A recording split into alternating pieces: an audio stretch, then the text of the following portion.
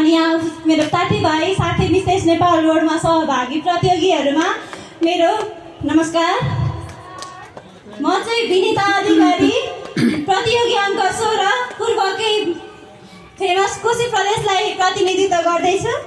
आज चाहिँ म सानो स्ट्यान्डअप कमेडी गर्न गइरहेको छु। मेरो अगाडि मभन्दा सिनियर कमेडियन पनि उपस्थित हुनुहुन्छ, उहाँलाई पनि मेरो धेरै नमस्कार। म उहाँको बिग फ्यान है, सानैदेखि मेरी वास्ते हेरेर हिँड्यो है। हँसाउन के कति सक्छु त्यो त थाहा भएन, स्वीकार्नुहोस् मेरो यस प्रतियोगितालाई।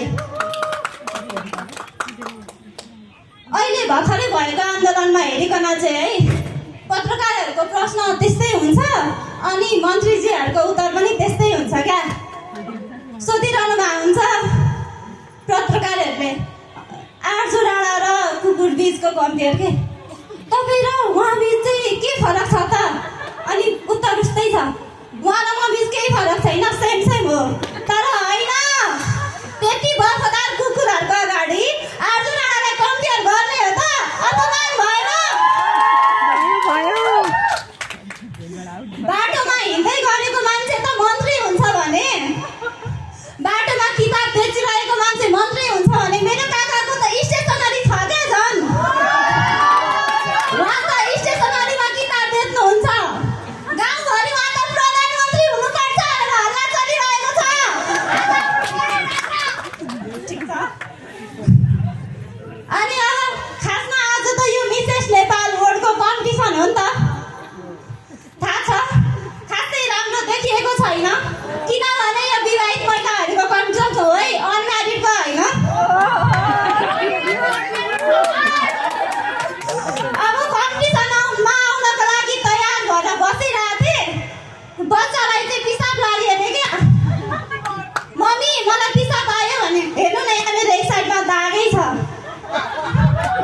धन्न दिशा आउने बेलामा चाहिँ बुढा आइपुग्नु भएन, कम्पिटिसनमा आइपुगेँ। हाम्रो निर्मला म्यामलाई हेर्नु न, उहाँको त झन् दुईतिर दाग छ क्या, जुम्ला छोराछोरी हुन नि गाह्रो छ नि हौ। यो मिस नेपाल अनि मिसेस नेपालमा खासै फरक त छैन। मिस नेपाल भन्नाले अविवाहित महिला बुझिन्छ भने मिसेस नेपाल भन्नाले चाहिँ विवाहित महिला बुझिन्छ। तर मिस नेपाल भन्नाले कतिवटा बुझिन्छ भने मिसेस नेपाल भन्नाले चाहिँ कतिवटा भन्ने बुझिन्छ क्या।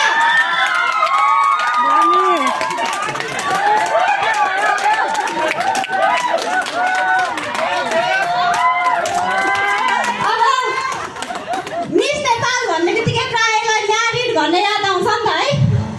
अब यो ब्युटी कम्पिटिसन भन्ने बित्तिकै चाहिँ प्रायः सुन्दरताको कम्पिटिसन भन्ने बुझिन्छ है। तर म चाहिँ मान्दिनँ क्या, यो सुन्दरताको कम्पिटिसन भन्ने मलाई लाग्दैन क्या। यहाँ त कम्पिटिसन मात्र भइरहेको छ जस्तो लागिरहेको छ। किनभनेदेखि मैले बिहानै अग्ला हेरेर आएको छु क्या, म कस्तो छु भनेर। कसरी पत्याउ? पहिला अब नेपालमा चरीडन हुन्थ्यो भने अहिले चरीडन होइन, सुदन हुन्छ क्या, सुदन गुरुङ। अब यो मिसेस नेपालको टाइटल अथवा विनर भइसकेपछि जीवनमा अरू केही परिवर्तन होस् नहोस्, तर घर चाहिँ पक्कै परिवर्तन हुन्छ है। पुरानो घर त चल्छ।